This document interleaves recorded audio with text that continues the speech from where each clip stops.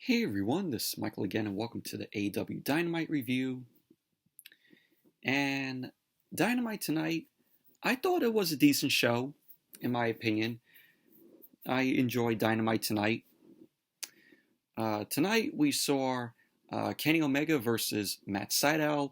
If Matt Sydal ended up winning the match, he will receive a future title shot for the AEW World Championship.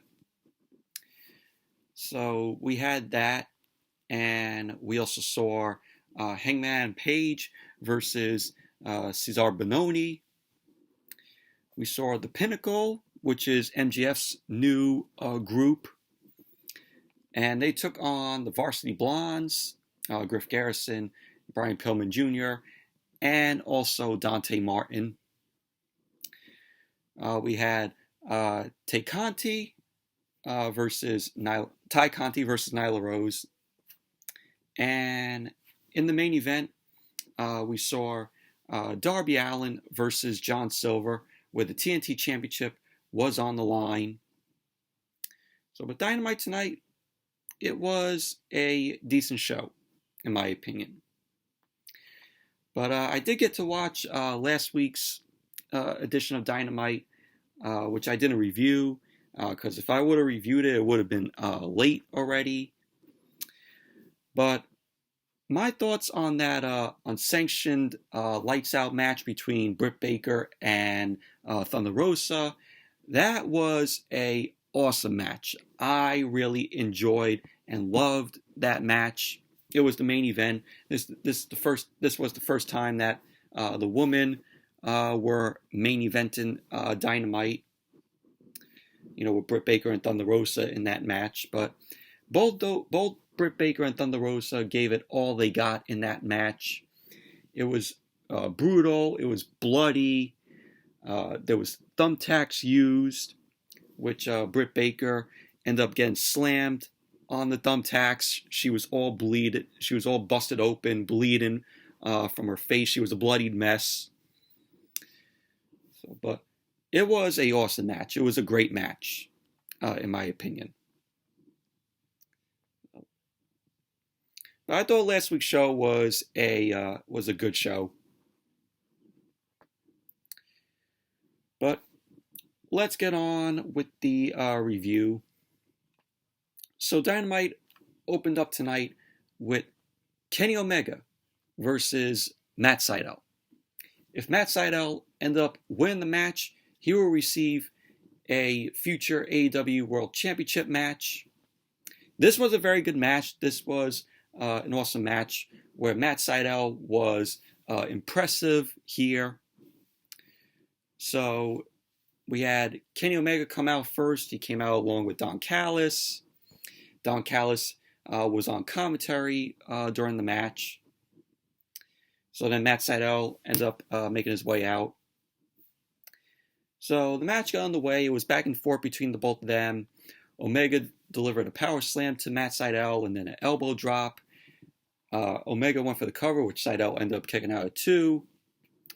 So Omega was continuing to work on Matt Sydal. He was hitting some clotheslines. Matt Sydal finally turned things around, delivered a couple of kicks to Omega. He ended up tripping Omega and ended up doing a standing flip, which he went for the cover, which Omega ended up kicking out at 2. So Omega was in the corner. Matt Sydal ended up delivering a running knee strike to Omega. So Sydal was shown heading up to the top rope. Omega ended up chopping Sydal down and launched him off of the top rope. And he ended up getting countered with a Hurricanrana, which Omega then ended up taking Sydal down. Both of them spilled out to the floor. Omega delivered a side suplex to Sydal on the apron. Both guys went back into the ring.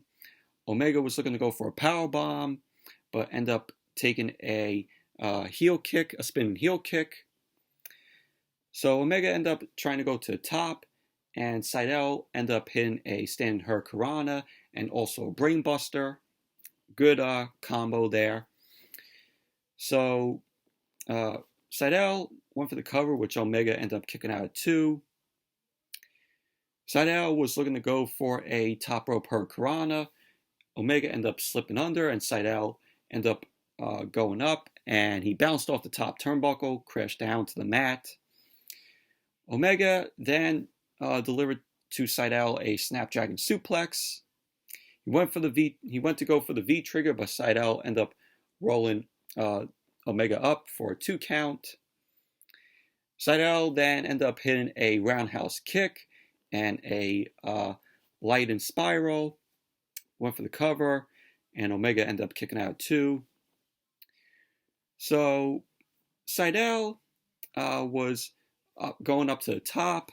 Omega ended up shaking the top rope, and Omega ended up trying to go for the one-winged angel. He ended up getting countered by Sydal into a pin. So it was a very close 3 count, but Omega ended up getting up.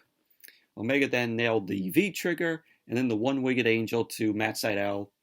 So there you go. Kenny Omega ended up winning the match. So Matt Sydal does not receive a future AEW World Championship match.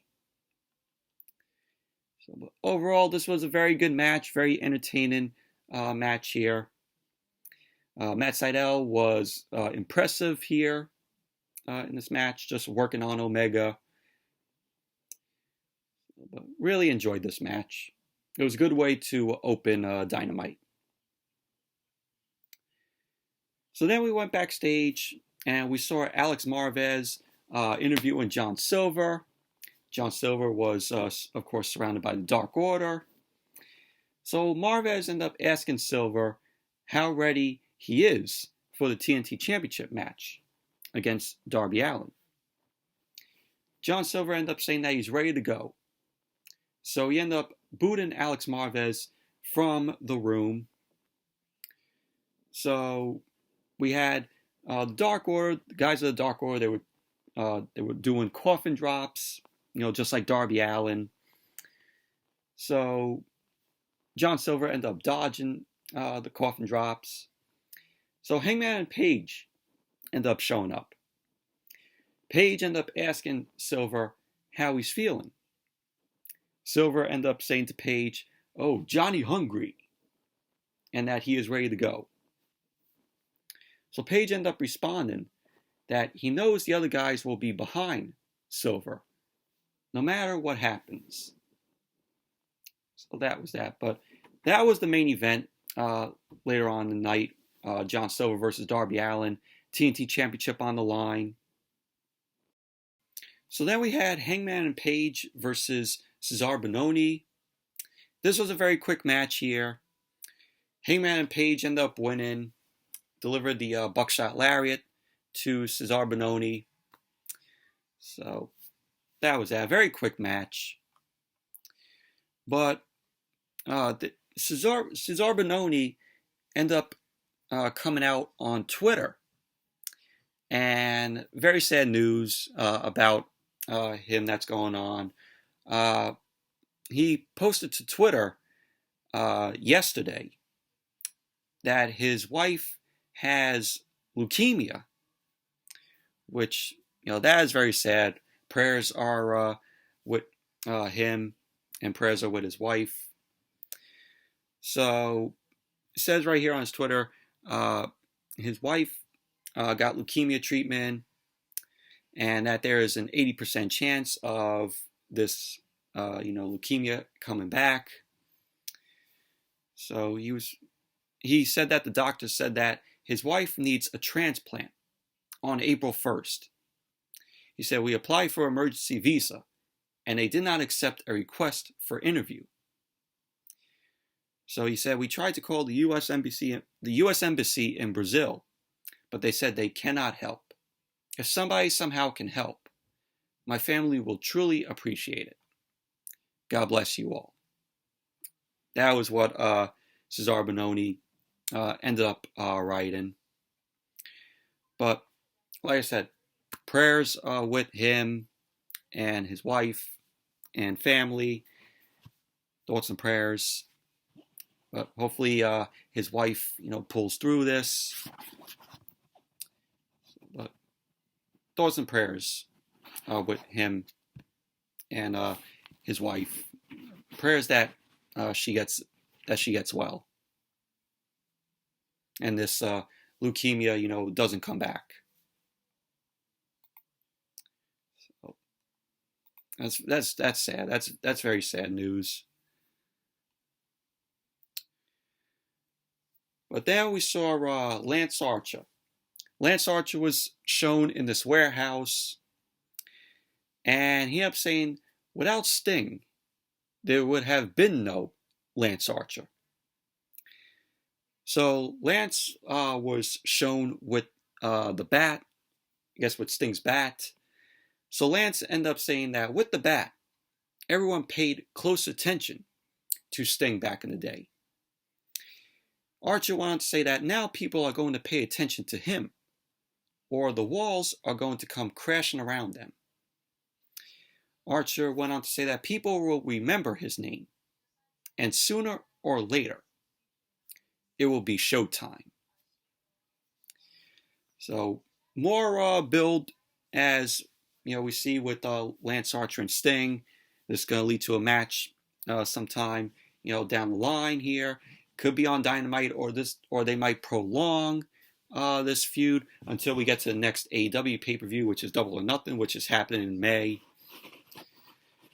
But knowing this match will possibly take place on Dynamite, on a random edition of Dynamite. So, but I would be surprised if they prolong this and they just put their match for Double or Nothing in May. Put that on the card, on the Double or Nothing card. So then we had Tony Schiavone on the stage. He was with Britt Baker. Before that, we saw a video where Tony Schiavone was talking with Thunder Rosa about the unsanctioned Lights Out match that she had with Britt Baker last week on Dynamite. And I think this video took place after Dynamite went off the air and after the match, because this was posted on their YouTube and on their social media, or it might have been just for their YouTube.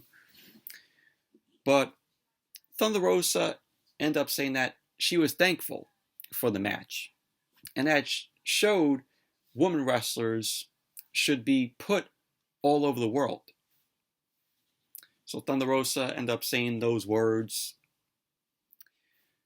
But to me, the unsanctioned Lights Out match between Britt Baker and Thunder Rosa last week, I have to say it's my second favorite match of the year, next to Moxley and Omega, their exploding barbed wire match at Revolution. Even though that ending sucked, because of the that the ring was supposed to implode, but all we got was just sparklers.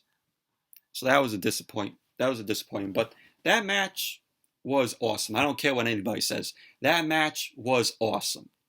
That exploding barbed wire match. That's my opinion.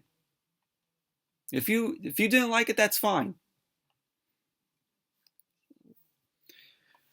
But anyways, Tony Schiavone was interviewing Britt Baker. Schiavone ended up telling everyone that they should give a round of applause for one of the best matches they have seen in AEW. So Britt Baker ended up getting on the mic, and she ended up saying that she didn't think that the crowd was loud enough, considering how much she gave last week. And I gotta give props to Britt Baker and Thunder Rosa. They were awesome in that match. They gave it all they got. Both of them gave it all they got in that match. And, you have to feel what they went through, especially Britt Baker, taking the thumbtacks, to the back. She was all bleeding and busted open. And, she was kind of doing a little nod to Mick Foley in the match last week. Kind of spotted where she was just smiling at the camera when the camera was on her and that bloodied face. So Britt Baker ended up saying that the fans don't give her enough respect. Well, I think after last week, the fans should give Britt Baker a little respect. after what she went through last week. So she ended up saying that, and she also said Thunder Rosa, doesn't give her enough respect. So Baker ended up saying that Thunder Rosa should be thanking her because everybody will remember her after she was a part of history that she wrote, that Britt Baker wrote with her own blood. So Britt Baker ended up bringing up Thunder Rosa, saying she put the woman on the map. So she ended up referencing Mick Foley, where Mick Foley ended up giving her a thumbs up. I think this was on Twitter. So Britt Baker ended up saying that it took Mick Foley 20 years to be a hardcore legend, and that she did it in one night. So Britt Baker ended up saying that Tony Khan is looking for every legend he can find, but he has one standing here under his nose. So Britt Baker, in quotes, said, "I put AEW on the map." So that was what Britt Baker had to say. But this was a great promo from Britt Baker. Really liked what she had to say. And I think that the fans, like I said, I think the fans should give Britt Baker enough respect after that match last week. I think she deserves it as much as Thunder Rosa deserves it. But great promo from Britt Baker. Very good. So then we had Dasha interviewing Christian Cage.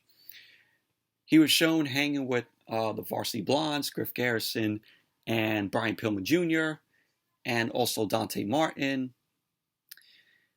Christian Cage ended up saying to Dasha that they were just talking shop, and also about the Trios' match tonight, which the Varsity Blondes and Dante Martin ended up taking on FTR and Shawn Spears of the Pinnacle, MJF's new group. So Frankie Kazarian ended up showing up, and Kazarian ended up telling Christian he has time for them, but doesn't say to an old friend. So Kazarian ended up noticing Christian's shirt, and he ends up saying that's been his thing since he's been here. So he ended up saying that he wonders when the work actually starts for Christian. So Christian ended up telling him he knows how good Frankie Kazarian is, and the work starts next week. He ended up saying that he doesn't have an opponent. So Frankie Kazarian ended up stepping in. So he ended up jokingly asking Christian if he wants to work Monday. So Kazarian ended up telling Christian to check out AEW Dark Elevation, where he has a match. So that was that. But looks like we're going to be getting Christian Cage versus Frankie Kazarian next week. So that's going to be pretty cool to see. Then we had the Varsity Blondes and Dante Martin versus FTR and Shawn Spears of the Pinnacle. So we had the match start off with Shawn Spears working the match. We had Dax Harwood tag in. He ended up putting Brian Pillman Jr. down with a clothesline. Harwood ended up tossing Brian Pillman Jr. into the corner, started throwing strikes at him. Spears came back in. Shawn Spears ended up coming back in. Brian Pillman Jr. was able to fight him off. So he had Dante Martin end up tagging in. And we had Martin end up hitting a moonsault on both Spears and Harwood. So Griff Garrison comes in, ends up dropping both Spears and Harwood with a spear. So we had back and forth as the Pinnacle, FTR, and Shawn Spears end up getting control of the match. In the end of the match, we had Shawn Spears and FTR end up winning the match. Shawn Spears ended up coming in, delivered the pop-up C4 on Dante Martin, went for the cover. There you go. Shawn Spears and FTR ended up winning the match for the Pinnacle. So, post-match, Tony Schiavone ended up heading into the ring to talk with the Pinnacle. Wardlow ended up hitting a knee strike, I think, on Brian Pillman Jr. And it looked like Brian Pillman Jr. ended up botching a little bit as Wardlow ended up hitting that knee strike. It looked like Pillman Jr. ended up slipping off the turnbuckle. I mean, that's what I saw. That's how I would describe it. But I think Pillman Jr. ended up botching. And Wardlow ended up hitting a knee strike. So we had Tony Schiavone then interviewing the Pinnacle. We had Cash Wheeler end up grabbing the mic. And he ended up saying, they aren't just a group. They are a family. So Dax Harwood then brought up Santana and Ortiz. He ended up saying that they have done well for themselves and that they don't fool FTR. So Harwood went on to say that the Inner Circle does too much comedy. And, this is professional wrestling. So MJF then gets on the mic, ends up making a fat joke about Chris Jericho. So MJF ended up telling them to come out and fight right now. So MJF was like, oh yeah, they're so terrified. They won't be out. So then Tony Schiavone ended up saying that MJF knows fully well that they are hurt and that they aren't coming out. So Wardlow ended up putting his hand on Tony Schiavone's shoulder, and MJF ended up asking him if he has something to say, if Tony Schiavone has something to say. So Schiavone didn't say anything, he just stood quiet. So MJF then ended up saying that next week he has a gift for them. He has a gift for the Inner Circle. Because when you're in the Pinnacle, you're always on top. So that was that. But this was a pretty good segment or promo from MJF and the Pinnacle. Overall, this was a good match. This was a pretty decent match here between the Varsity Blondes, Dante Martin versus FTR and Shawn Spears. So then we had Team Taz. Taz ended up saying that he knows there are a lot of conspiracy theories out there, that there's something wrong with the group. Taz ended up saying that things are fine, and Brian Cage apologized to the group. He apologized because of what he said last week with Sting, where Brian Cage said, I respect Sting. So Taz ended up asking the other guys, Ricky Starks and Powerhouse Hobbs and, of course, Hook, if they are good. So Ricky Starks ended up seeming less good. So Brian Cage, was all right. And that was that. So then we had Tony Schiavone interviewing QT Marshall on the stage. QT ended up telling Tony Schiavone that he's frustrated and that he is just known as Cody's friend. He went on to say that Cody talks about doing the work and that there's nobody in the company who has worked as much as him. Well, then you also have Tony Khan there. Tony Khan works hard for the company. So QT ended up saying that he is given a match here and there. But all he does is just talk about all the work that fans don't see when he's up all night, or if he's getting coffee for Cody. So QT ended up saying that Cody gets to go back to a nice hotel while his wife, or QT's wife, sleeps alone. And there was a shot where they cut to QT's wife sitting in the crowd. So QT's wife was present tonight. So QT ended up saying that next week he wants there to be an exhibition in the ring between him and Cody.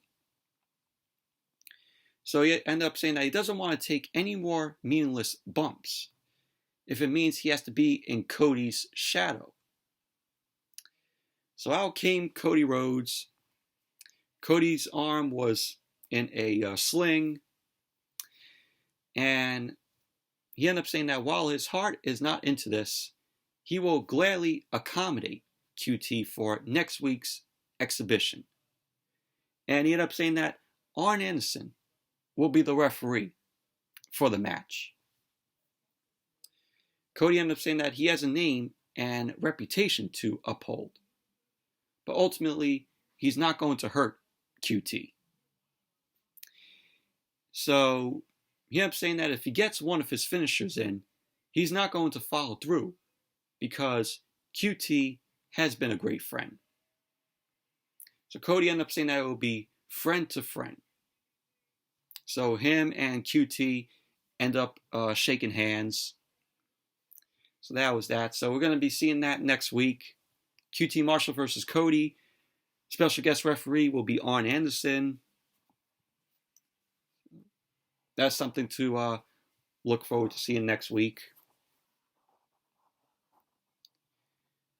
So then we had the Lucha Brothers and Laredo Kid versus the Young Bucks and Brandon Cutler. This was a pretty good match here.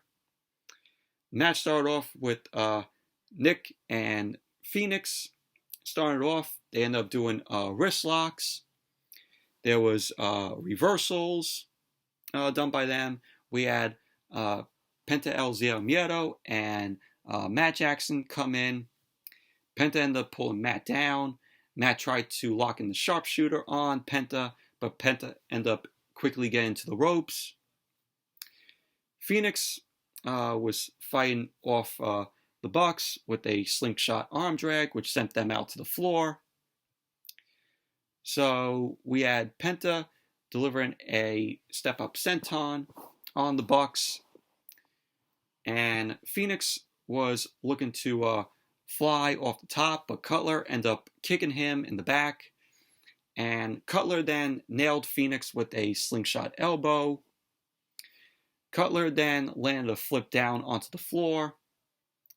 So Laredo Kid did a moonsault down to, the guys, which was cool.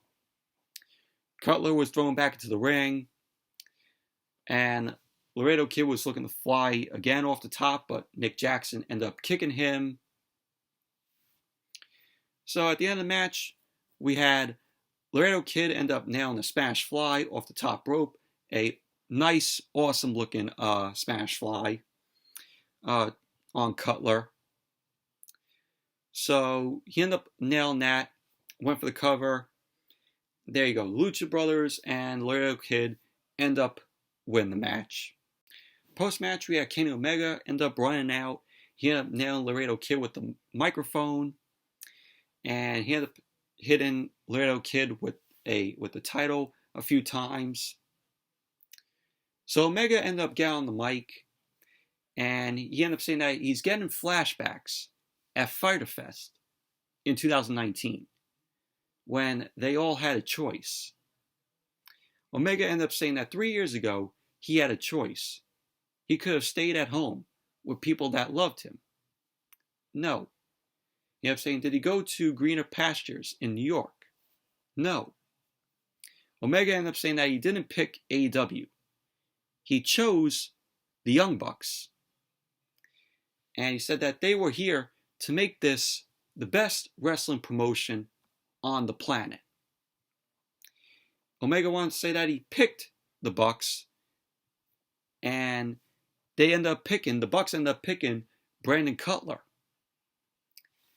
So Omega ended up saying that he knows Don Callis can be a bit much sometimes. So he ended up saying that he will give them one more chance. He will give the Bucks one more chance. So Omega ended up offering up the too sweet gesture. So we had the Bucks leaving the ring. They didn't want nothing to do with Omega. So Omega ended up telling Cutler to be their cameraman. And he's like, we are done. So Omega ended up turning around, and we see Penta El Zero Miedo and Rey Fenix deliver a double super kicks to Omega. And then they end up pinning the double stomp pile driver to Omega. So Omega was shown bleeding from his mouth. So Doc Gallows and Carl Anderson, the Good Brothers, came out to help Omega up. Omega was shown giving a thumbs up, and that was that. Well, this was a good match between the Lucha Brothers, Laredo Kid, the Bucks, and Brandon Cutler. So then we saw a promo from Jade Cargill. Jade Cargill ended up calling out Red Velvet, asking for a rematch, because Red Velvet last week ended up attacking Jade Cargill. So Jade ended up saying that they are both undefeated and that there can be only one winner. She ended up saying that she is money, and if Red Velvet steps in the ring, she is stepping to that bitch.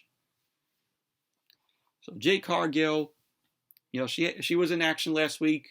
She won a match against Jobber. But Jade Cargill, very impressive in the ring. After what we saw in her match where she tagged with Shaq to take on Cody and Red Velvet, and also in the match that she had last week. So Jade Cargill has a good future in AEW. I could see her being the next AEW Women's World Champion. She will be. She will be soon, calling it. So then we saw Eddie Kingston and Jon Moxley backstage. Eddie Kingston's foot was wrapped up after he got his ankle crushed last week, after Doc Gallows and Carl Anderson and Omega wrapped a chair around his ankle, and they stomped away on Eddie Kingston's ankle. So, like I said, Kingston's foot was wrapped up. He ended up saying that it's a broken something, but he'll come back. Kingston ended up telling Omega and the Good Brothers that they are going to pay for this. Kingston ended up wondering how far they are going to take this. Moxley ended up saying that he wonders if those guys will really want to go as far as they want to take it. Moxley ended up saying that he doesn't know the Young Bucks and doesn't really like them, but he guesses he owes them one after last week. So I guess we're going to be seeing Moxley and Kingston versus the Good Brothers, maybe the Good Brothers, and Kenny Omega. So we'll probably be seeing that soon, once Kingston's foot heals up. So then next we had Nyla Rose versus Tayconti. So we had Nyla Rose end up coming out along with Vicky Guerrero. The Dark Order end up coming out to the stage, and they end up headed to the back as Tayconti end up coming out. So the match started off with Nyla Rose dropping Tayconti. Nyla Rose end up continuing to work on Conti, end up snapping her fingers. Nyla end up going for a cover, which Tayconti end up kicking out of two, and then she end up hitting a lariat. So Nyla Rose end up draping Tayconti over the top rope. She ended up climbing up to the top. Nyla Rose ended up hitting a big knee to the back of Conti's head. Went for the cover. Conti ended up kicking out of 2. Nyla Rose ended up delivering a running senton, and Tayconti ended up getting her knees up.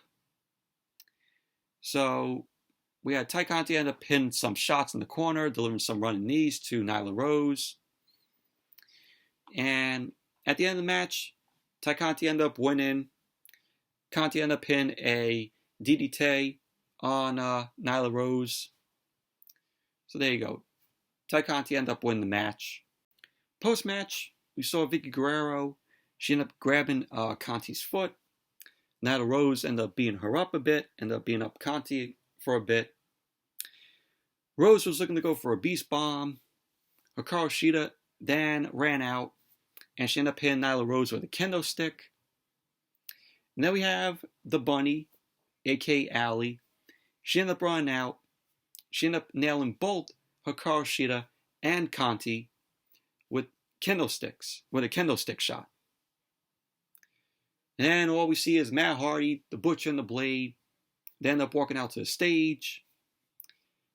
Matt Hardy was on the mic, and he ended up saying that the women's eliminator title tournament was terrible because the Bunny wasn't even in it. I mean, I agree with Matt Hardy there where that tournament was terrible.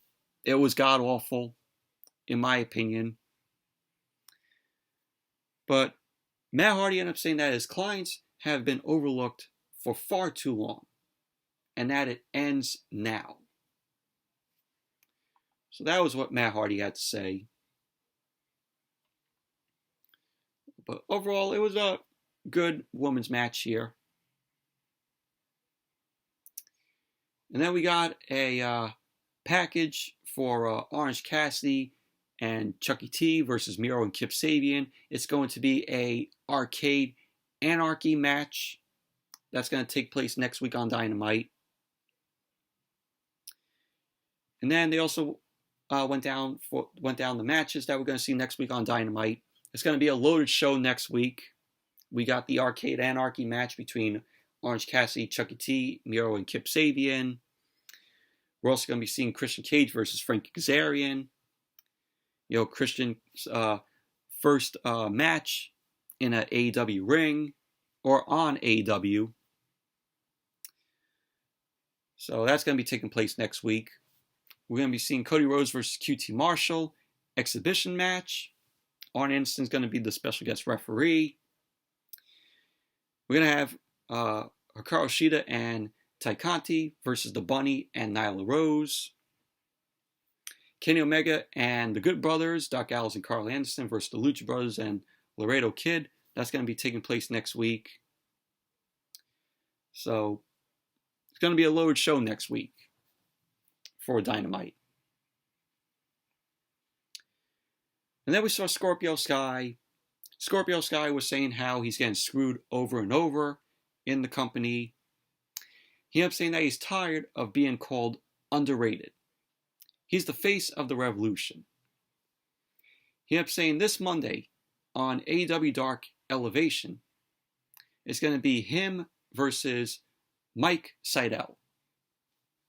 So that's a match that's being taken place on AEW Dark Elevation this Monday. But Scorpio Sky, he is underrated, but he should be used more. The guy is talented. So I like Scorpio Sky. So then we had the main event. Darby Allin versus John Silver for the TNT Championship. This was a good main event. Very enjoyable match. We had the Dark Order end up walking out with John Silver. And we had Darby Allin come out after John Silver. So Darby Allin started off the match with a side headlock, which brought John Silver down. Silver ended up getting away, ended up taking Darby Allin out of the ring. Silver ended up bringing Darby Allin back into the ring, delivered a European uppercut, and then he ended up throwing Darby Allin across the ring. So Silver ended up launching Darby Allin headfirst into the second turnbuckle, delivered some knee strikes, running knee strikes in the brain buster. Went for the cover. Darby Allin ended up kicking out at 2. So Silver and Darby Allin were out on the floor. Silver ended up charging at Darby Allin, but Silver ended up going over the barricade and down to the floor. Darby Allin was looking to go for a suicide dive, and 5 ended up taking the shot for John Silver. So we saw Sting end up coming out. Sting came out to the ring. He had his bat in hand, and the Dark Order ended up scattering. So Matt Hardy and Private Party were at ringside. They were looking on. So Silver was shown selling that arm injury after going over the barricade.